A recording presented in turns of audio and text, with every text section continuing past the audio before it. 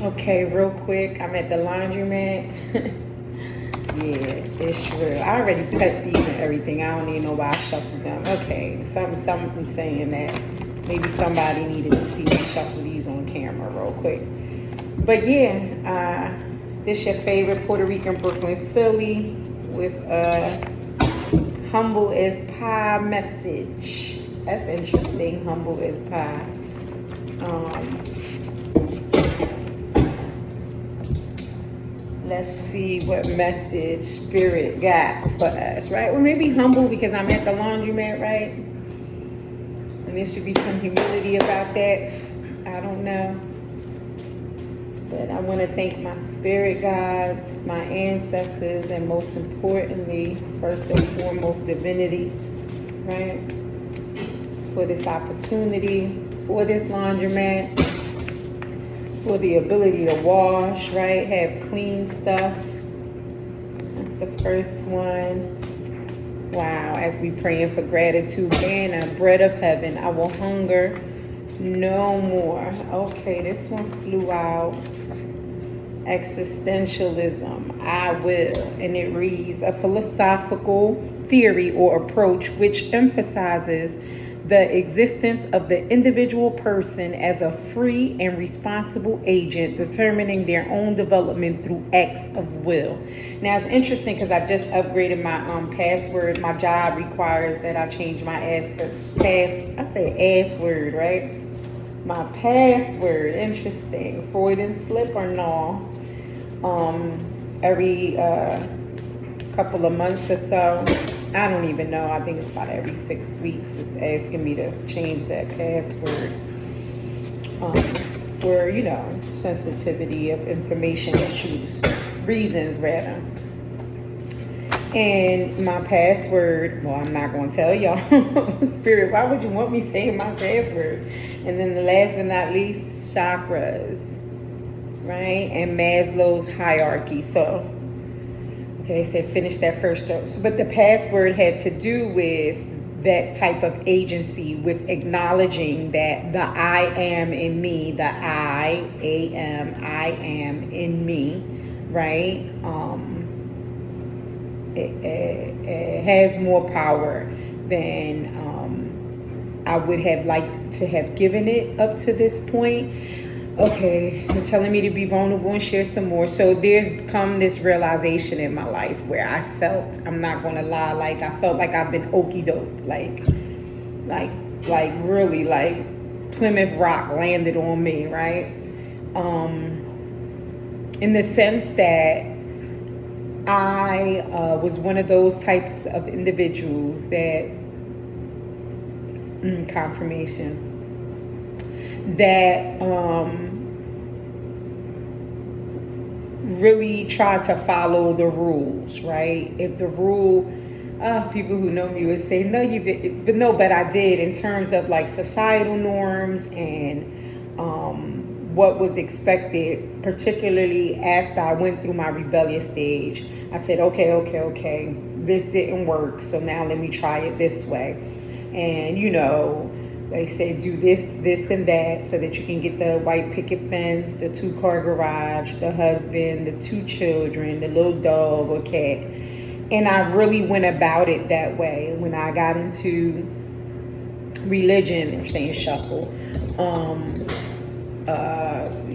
became very entrenched in the dogma of it, and really believed a lot of the things literally, as well as believing that the people who was running the religious institutions that I became a part of were true to what they were preaching. And I have recently come to the realization that a lot of what I thought and expected in terms of do this and you will get this did not necessarily turn out that way. And I'm not going to lie, each and every time I've had one of those realizations, it's made me very angry, very disappointed. And I had like a whole fit and breakdown today about that, like saying you know, this some BS. Like, we should be told from jump, like, the truth, right? About life, about reality. And I use the example of relationships. So, for example, as a child, as a girl, as a little girl, watching all these like Disney movies and princess fairy tales, and you know, a lot of the males in my life, the family members, community, this patriarchal system that we live in, you know, says this is the role of the woman, and if she acts this way, she'll get this, and this will happen. And you know, so for example, they say go further.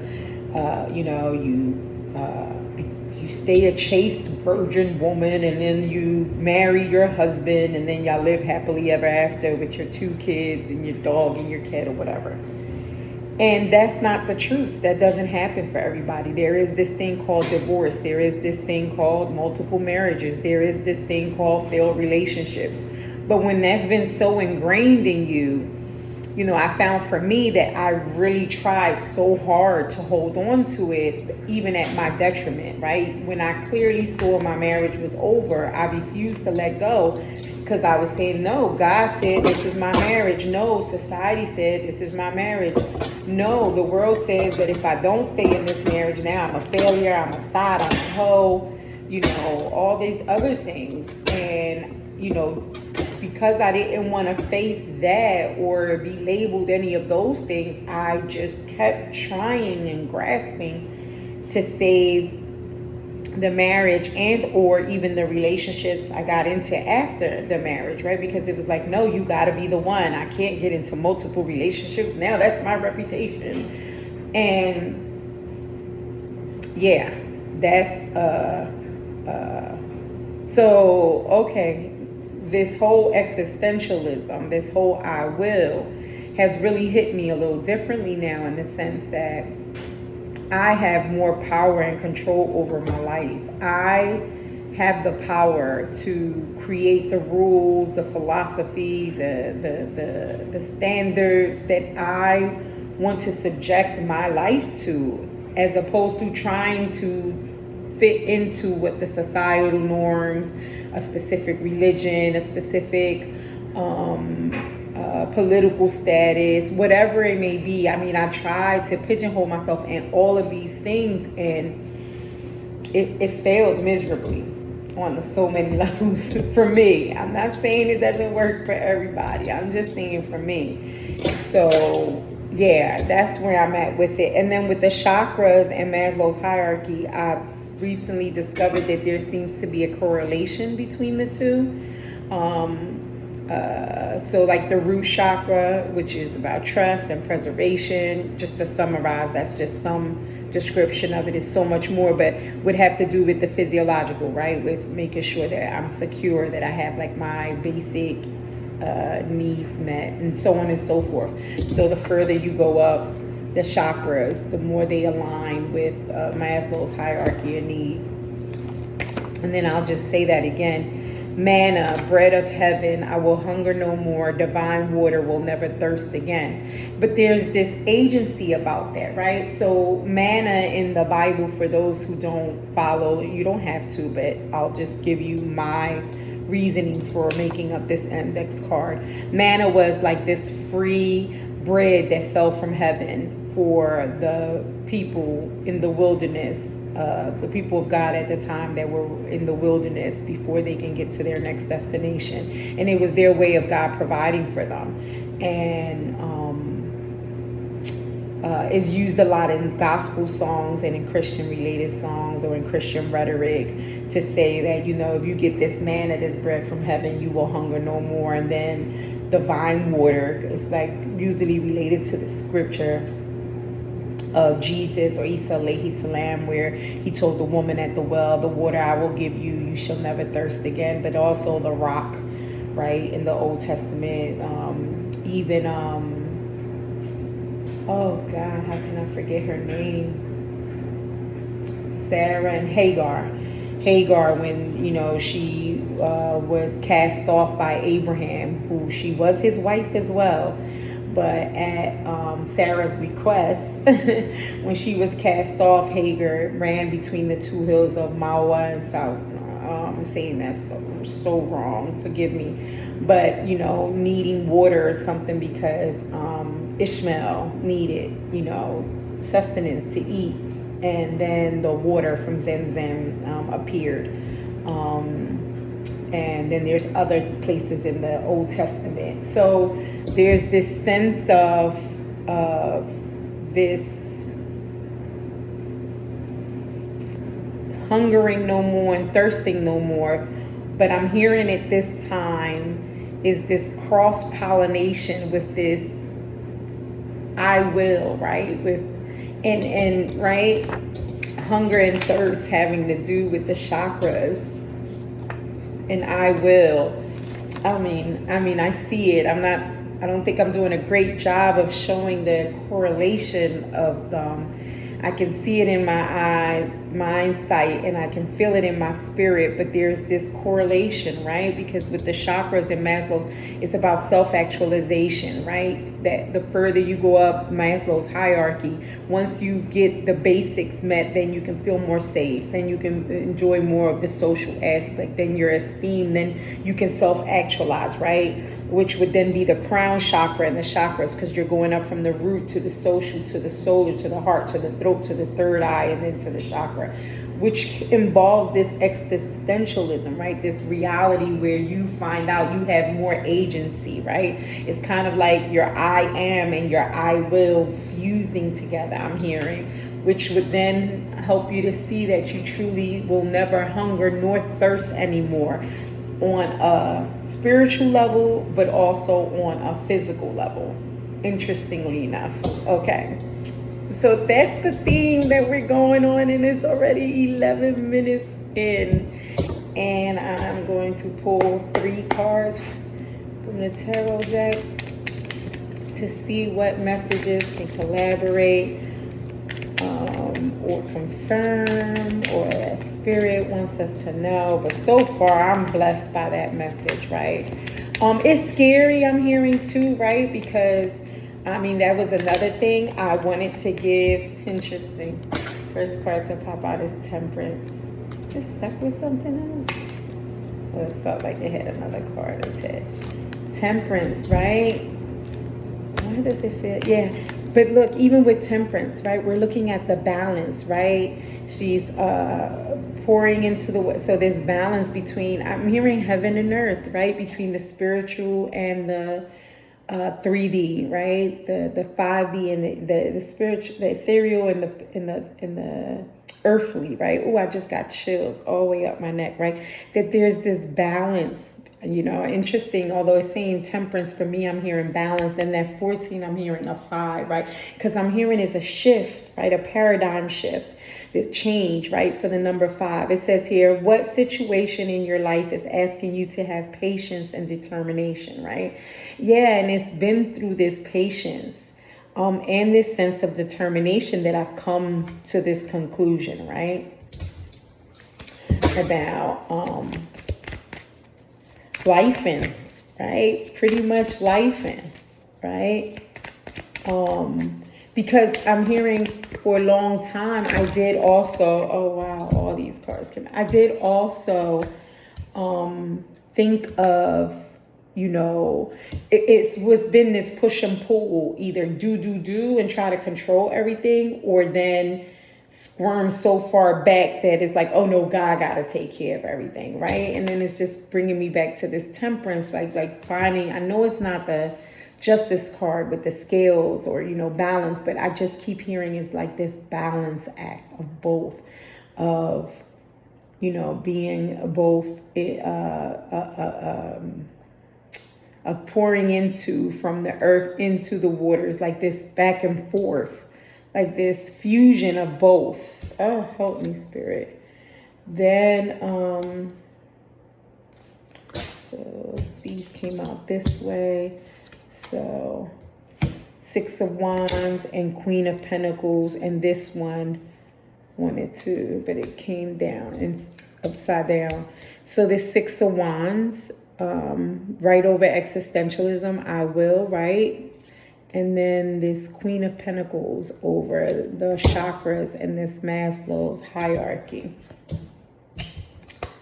And death at the bottom of the deck, right? Which would speak of transformation, right? And again, it makes sense. It's like this death, right? Of this dying of this old paradigm, right? To step into this new understanding of like this agency, that you have more power, right? Than what you previously thought, right? You have more free will, more control in that sense, than you probably previously thought. And that not to be afraid, I'm hearing that you will be successful. Because that's another thing, right? If you think, like I'm hearing, if you suffer from like imposter syndrome, or, at times we go through fear or self-doubt, we want to doubt ourselves. And they're saying you will be victorious, and you got the whole world in his hand. But it's just like this, you have everything that you need to succeed. It's all in you, it's like Prego is in there, right? It's already been given to you, Again, is this fusion between, I'm hearing the I am and the I will, right? And then that Six of Wands goes perfectly over that I will, because wands, right, meaning action, right? Passion, creativity. So there's something about moving forward, right? As this person is moving forward through this. Usually it's in a crowd and the people are cheering them and they're getting acknowledgement for this victory, but there's this forward movement action that will be victorious and that will set you up somehow as this Queen of Pentacles, right? And I'm seeing the Queen of Pentacles today, with Pentacles, which usually means money, abundance, but 3D practical as what these things offer, like Maslow's hierarchy of need and the chakras, right? This alignment of the chakras. Right? And she's the queen. Yeah, she's earned that throne. She's worked hard to get there, right? Yeah, and it's interesting because originally I talked about that whole Disney scenario where, we're told you're a woman, the knight in shining armor would be coming in to save you. And, if you get married and you do this, and they're saying, and again, nothing against that, you know what I mean? That does happen for, confirmation for some people, but it's just not everybody's reality. And I guess for me, it was shifting my mindset to understand that doesn't mean I'm a failure or this horrible person, because that wasn't my happily ever after. That this could be my happily ever after, becoming an entrepreneur, becoming self-made, right? Establishing myself, right? I was just watching a video of the sister. Wow, so sorry, sis. I just forgot your name back fast. But, she was instrumental in BET. Now she has her own hotels. She's doing so many, first Black woman to be owning and in partnership with like the Wizards, like 3 sports teams and things of that nature, breaking all kinds of barriers as a beautiful Black woman. And, one of the things she shared was that the first thing she had to do was get out of a toxic relationship and get therapy, and to believe in herself. And between this good doctor and her mother, she continued to be determined, right? And be patient. And, she saw her seeds and her fruits grow.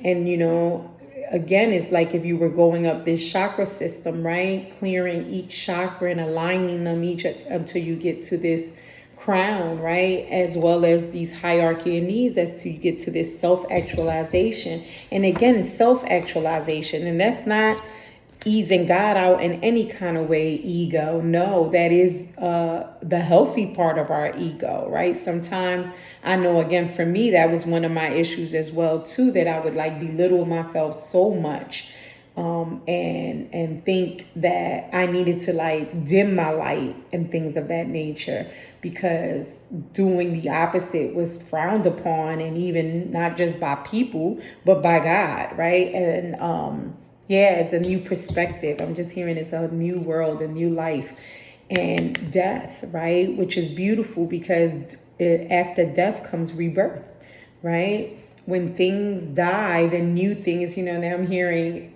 after the end comes once upon a time again, right?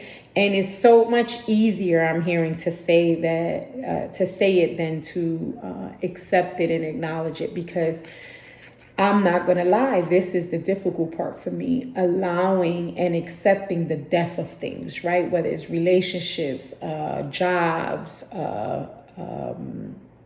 ideologies, right? Because then it forces you and it introduces change and newness. And with change and newness comes uncomfortability and fear and doubt and skepticism at times, because you don't know, right? You don't know what the familiar is.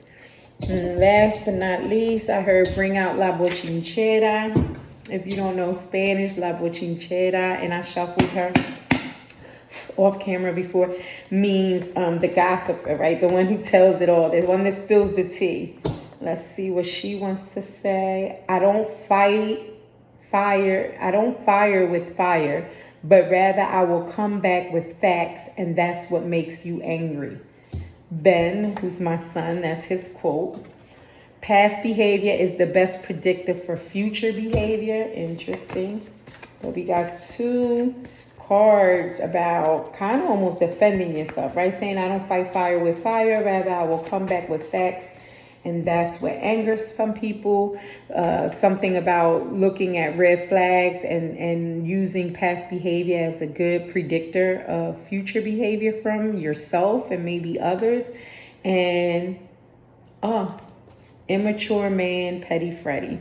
So I don't know. There's something about maybe an immature individual, a Petty Freddy, that maybe is contacting or sending things through astral travel, through telepathy. He or she threw you under the bus. Wow. Interesting.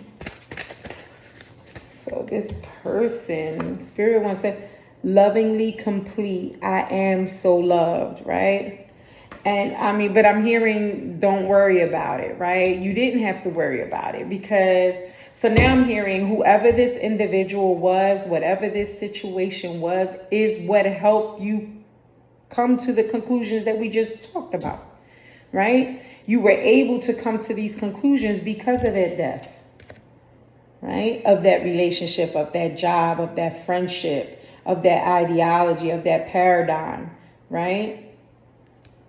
To bring you to this conclusion, right? That I'm lovingly complete. I am, right? So loved, right?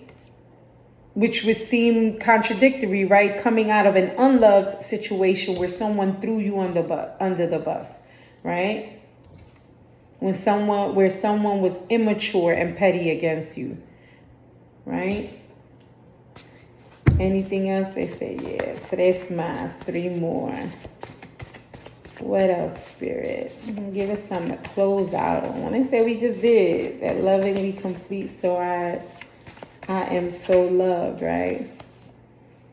The card that just came out is actually 3. I'm hearing take all 3. That's the end with the bang. Family addiction, rooted in shame, incest, and molestation.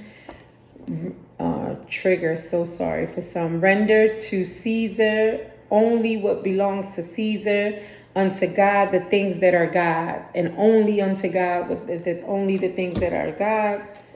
And when I reminisce over you, my God, nostalgia, memories, childhood reflections. And yeah, I'm hearing that's it. So what do you want to say? So family addiction. So maybe for some of us, I know for me, that's why I wrote this card. A lot of the issues in the paradigm and the ideologies and the thinking, the behaviors that I had came from this family addiction rooted in shame, incest, and molestation. It was all I knew, right? This is what I was taught. And that's not to belittle my mom or my dad or my family. You know what I mean? It's just the reality of stuff. They did the best that they could, knowing what they knew and how they were raised, right? And there was great qualities that I learned, and then there was not so great qualities, right? But yes, for me, these were issues that formulated the way I saw relationships, why it was then so hard for me to let them go, right? And things of that nature. And then, right, it came to like understanding, render to Caesar only what belongs to Caesar and rendering to God, which goes back to this bread of heaven, manna, this existentialism. I am this merging of these two, right? This chakra and this mass, so this spirituality and this practical earth day-to-day stuff, right? Is this back and forth? Is this temperance, right? This ebb and flow between the two that takes patience and dedication. Life be lifing, right? And then when I reminisce over you, my God, nostalgia, memories, childhood reflections.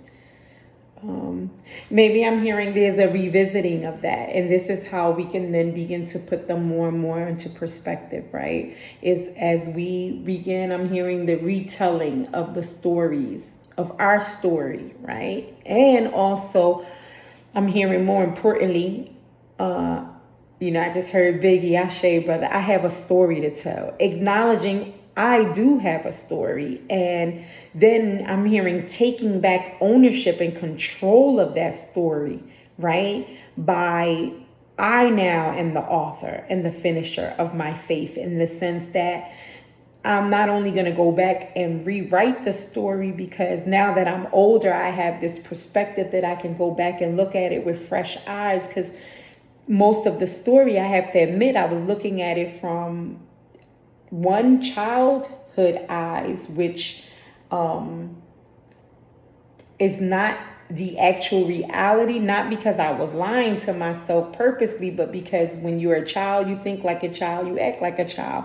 Our frontal lobe isn't really developed till about 23, some say even 25, where we can do like basic logic and reasoning to the extent to really adult and really understand things. So there's a lot of things that I looked at one way when I was a child, but now that I'm older and I have some experience and I'm a parent, and I can go back, but then also understanding now that, right, rendering the season to God with how much power I gave away to societal norms and things of that nature in this story of mine.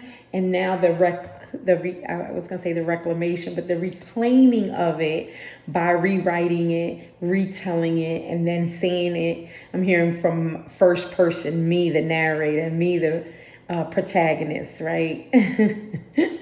The main character, right? And what I want. That's the bomb.com. I just heard. I love it. And that's there's a meeting in the ladies' room. But instead of the ladies' room, oh, what's it? Is that a drag song? Is that? Oh Lord, excuse me.